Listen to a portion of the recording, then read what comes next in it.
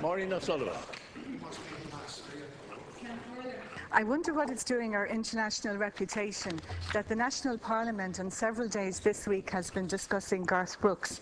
And this is at a time when we have a crisis in this country with homelessness, and we see international events like what has been referred to in Gaza. We still have hundreds of girls abducted by Boko Haram because they wanted an education.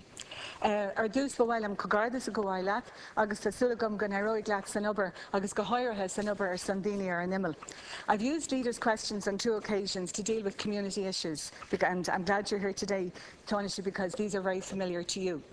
Initially, it was to do with community development projects and programmes and this tendering process which could lead to privatisation, which would mean that so many years of experience and insight of the people from the communities, living in the communities, making the decisions for their communities, and that's being undermined now.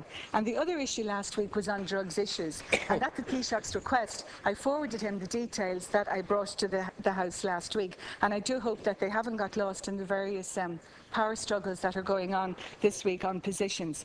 The common denominator between those two is the disproportionate cuts, and cumulatively it amounts to 38% for community, youth and drugs projects. Now, the third area affecting vulnerable communities is in community education.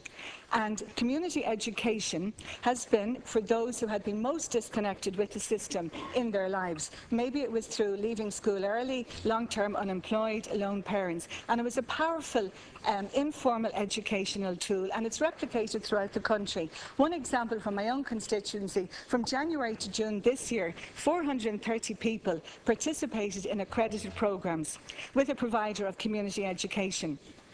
These were childcare levels 4 to 6, horticulture level 5 and IT levels 3 to 4, and all those areas have great employment opportunities, and it allowed people to progress further.